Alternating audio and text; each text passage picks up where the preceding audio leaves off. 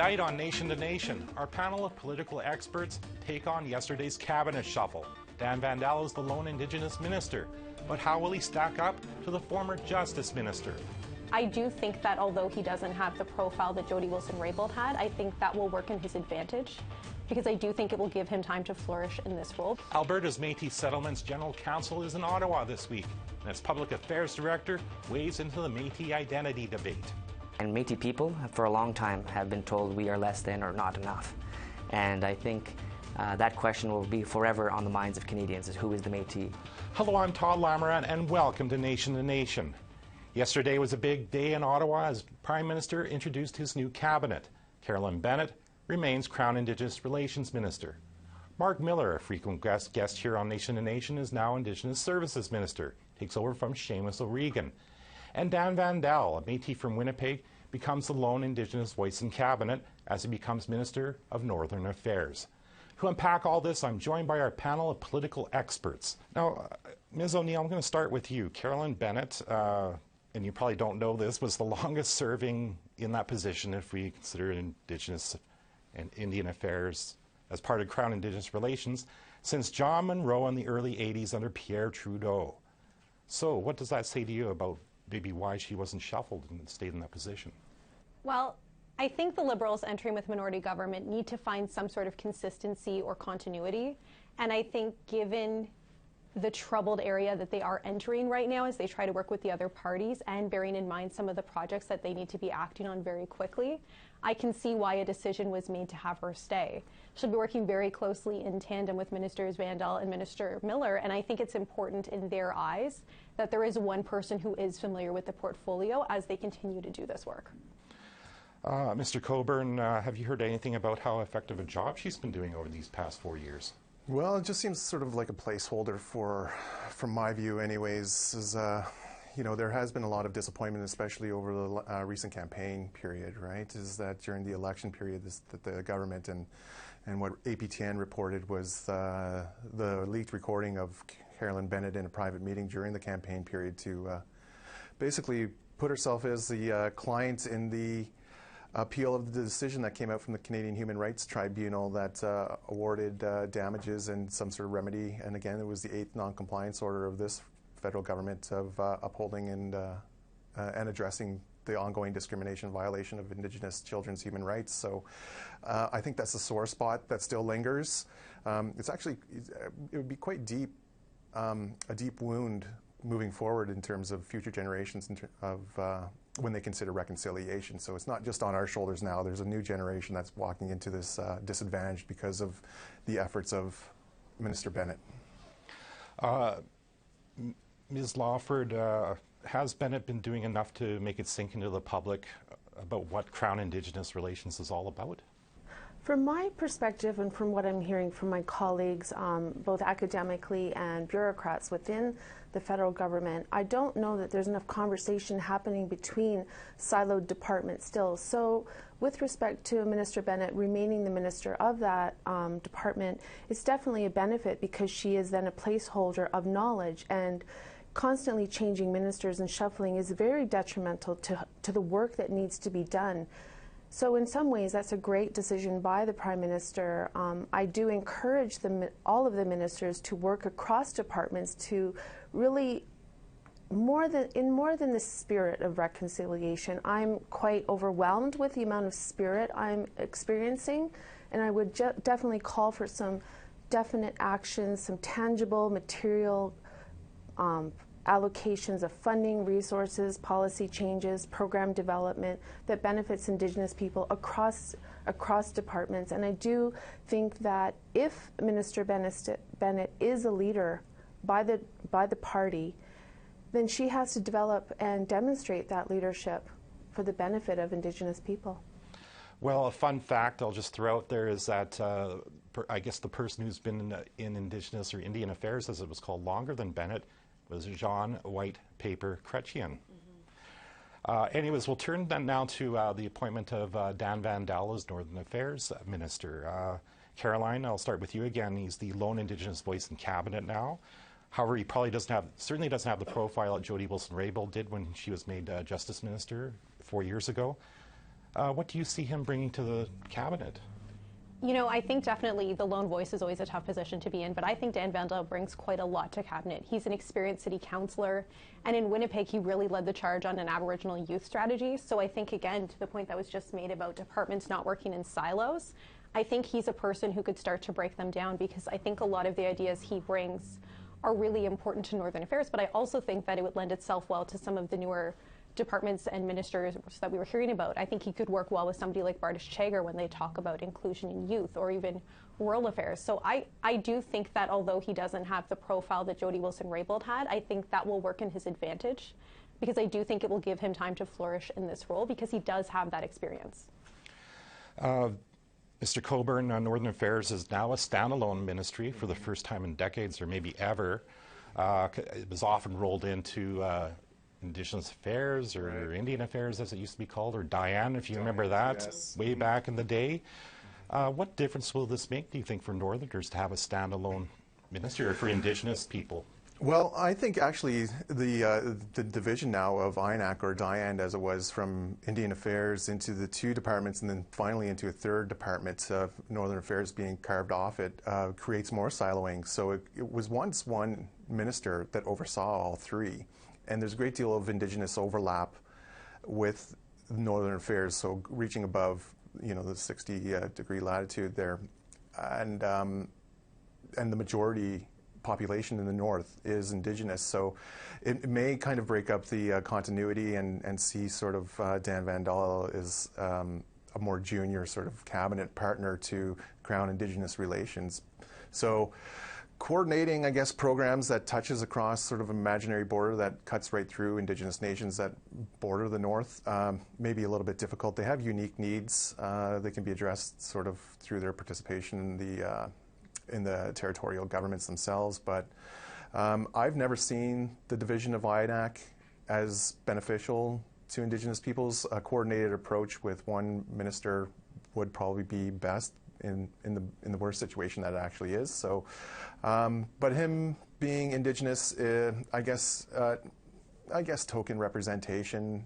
You know, back in 2015, Trudeau went for gender balance, and now again with Bardish Chagar as a minister responsible for diversity and inclusion, that there has to be some sort of representation that can hold up a mirror to the Canadian population. So he was I guess the best fit from amongst his colleagues. So. Ms. Lawford, it was told to me decades ago that this should be split up because it used to be called Northern Development, and usually development was in conflict with Indigenous rights, and this was a good thing that should have been done, and now we have done it. So what do you think of it? I think it depends on the motivation behind the change and the appointment. If we want to mentor people, Indigenous emerging leaders within the federal bureaucracy, definitely this is a great step. I wonder though who would be the mentor to this person and what good can be done for Indigenous people with a portfolio that's new, also with a new cabinet member. Mr. Coburn, I'm going to come back to you as we turn again to another topic, and that's Mark Miller, who's now become the Indigenous Services Minister, taking over from Seamus O'Regan, who took over from Jane Philpott. What difference will it make to Indigenous services that now that Mr. Miller is heading it up? Well, I think that minister is actually there to rubber stamp approvals on programs that had already been laid out in previous budgets. So if you go back to the first Liberal budget, which had promised a whole lot of back-ended funding post this election, so there was a lot riding on Indigenous peoples, or at least sort of having their political capital at play here whenever the last election that had just wrapped up had completed, to see the fulfillment of a lot of program and milestones and promises, like closing the gaps on a whole lot of socioeconomic conditions. Is that department actually has a whole lot laid out for them by, Department of Finance and Treasury Board and some of the more central agencies in government. So it seems it's there for signatures. Not a slight on the character of Mark Miller. I'm sure he's a delightful guy. He seems very cordial, but it's not there really to make a whole lot of change rather than to get money out the door. Ms. O'Neill, you just heard what Mr. Coburn had to say. Does it matter who's actually there? Mr. O'Regan, I thought, did quite a blunder, publicity blunder when he went to Grassy Narrows and couldn't sign for a mercury treatment center.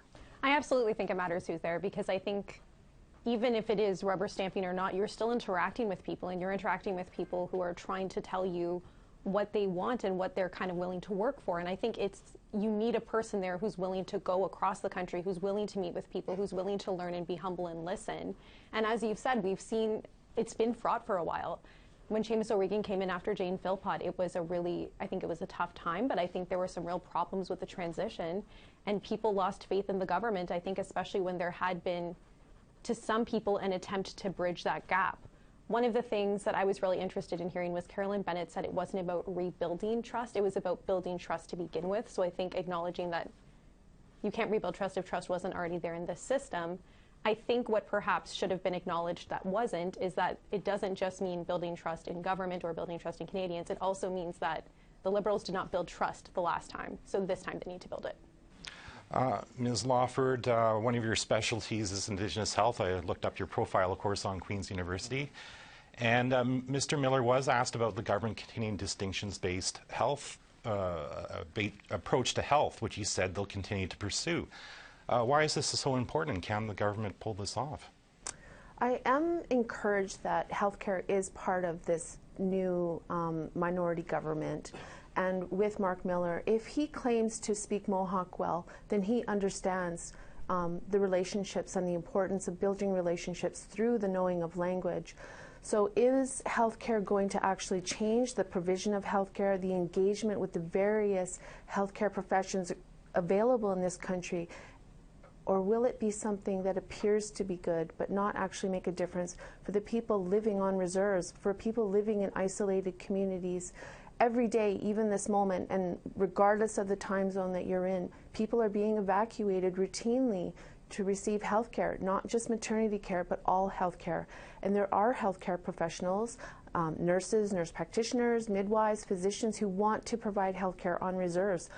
I would like, and I really would like, the federal government to look in the ways to ease that, to make that possible, to list and work with Treasury Board to actually pay for these healthcare professionals who desperately want to provide care on reserves and in the north.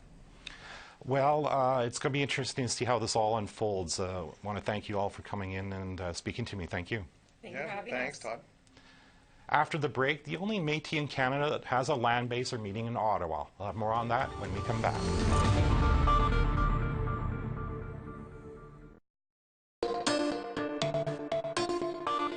Welcome back. It's not true that the Métis have no land base in Canada. In Alberta, there are 8 Métis settlements, but they were created through an agreement with the province back in 1938. And it was just a year ago that the federal government entered into a framework agreement with them through the Métis Settlements General Council.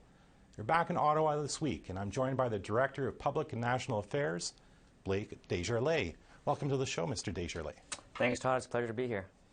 Now, a year ago, it was Art Tompkins, councillor for one of the Métis settlements, I believe, who said that this framework meant that the Métis are now recognized, that they're a somebody, I'm quoting him, that we're a somebody, not just a forgotten people, unquote.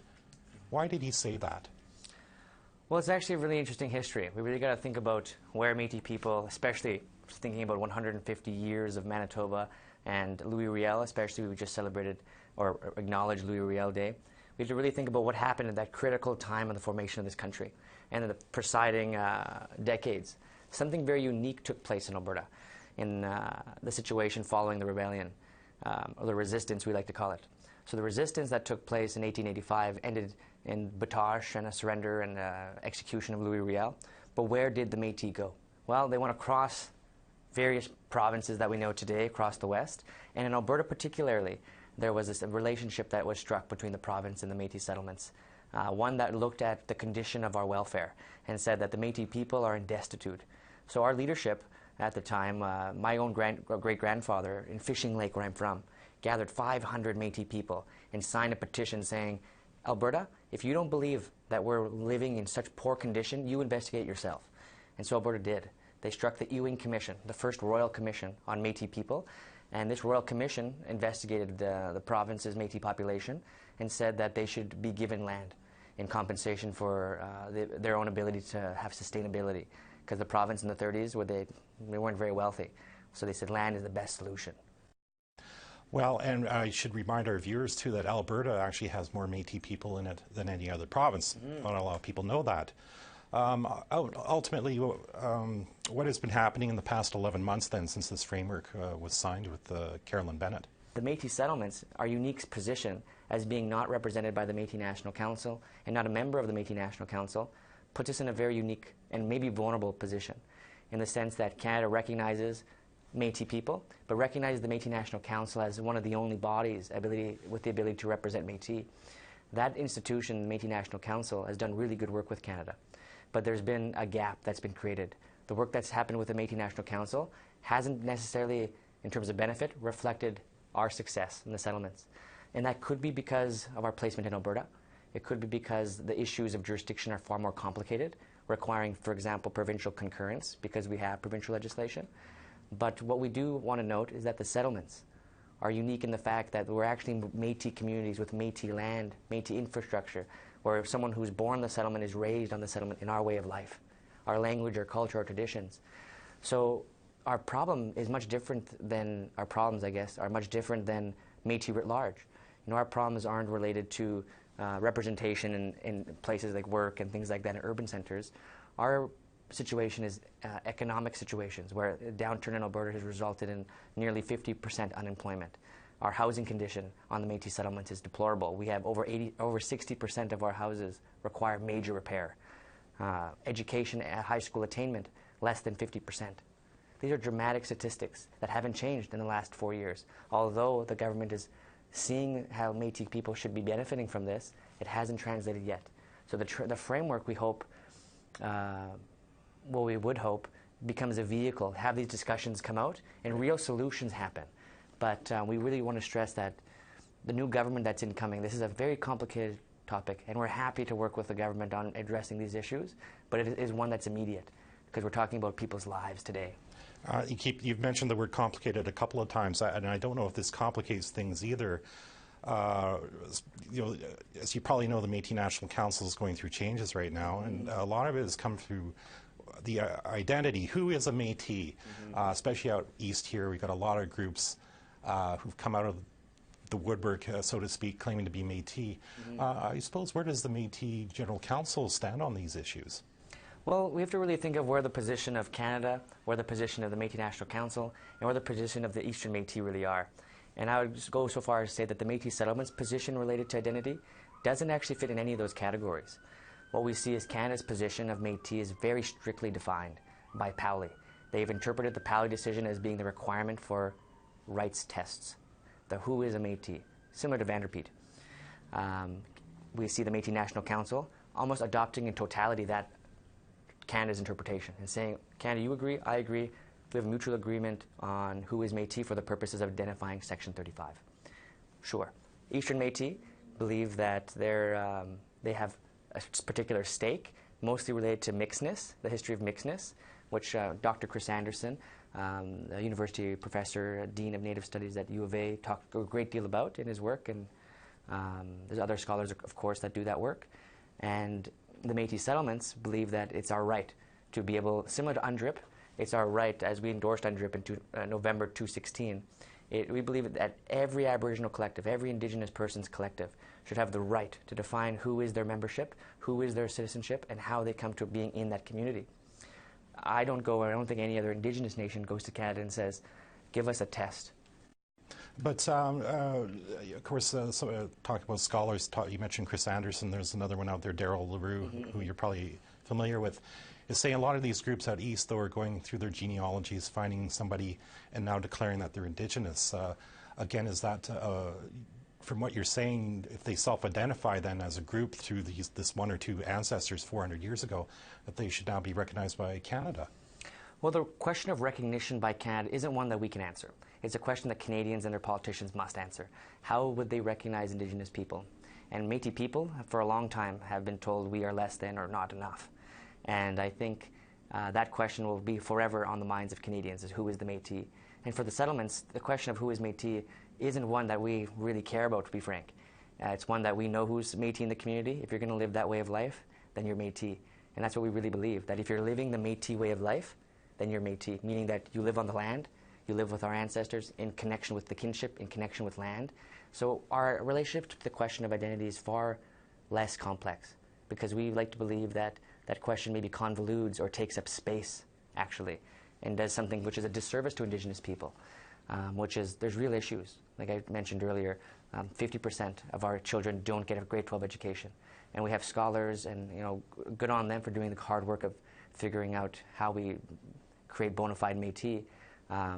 But that's just not a reality. It's so far from our lived experience and our needs and our interests that all the best to Canadians in figuring out the question of who is Métis.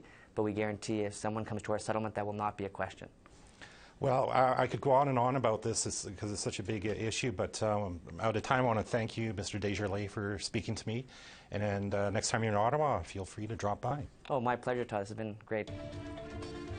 We'll have more after a short break.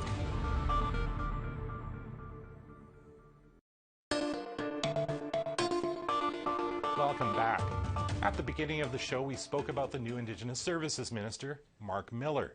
It should be noted that he's been learning the Mohawk language, has made 2 speeches in that language in Parliament. Last night he was asked why he did that. Here's his response. Atskwi.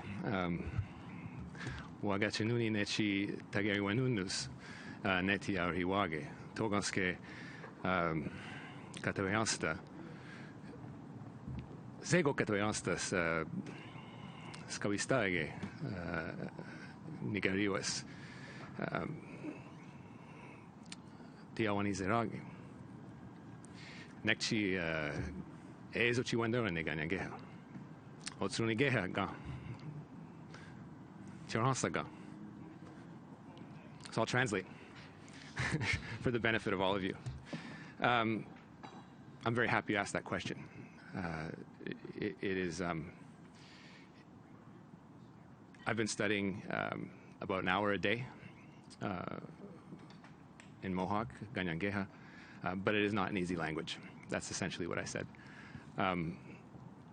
It's something I kind of fell into. I did it, and it's documented it in the past. I've done it. I did it because I wanted to show solidarity to my friends who were working on perfecting their French, and I thought, oh, how hard could it be? It's extremely hard, and I was extremely naive when I got into it. But I fell into a world that I don't know, and have had the privilege of having a window into it open to me. It has allowed me, I should have known it. I'm from Quebec, and language is at the core of our identity as Quebecers, and the fight to preserve that language. But I didn't see the same with Indigenous languages, and I fell into this world through naivete and through a lot of luck. And through that, I've met a lot of people that are passionate about their language, passionate about their identity, passionate about their people. They aren't necessarily elected officials, but they're people that I meet in communities, and they are fighting the effects of colonialism, residential schools. That's our show for this week. If you missed any part of it or an earlier episode, check out our podcast. Go to aptnnews.ca/podcast. I'm Todd Lamoran. Thanks for watching.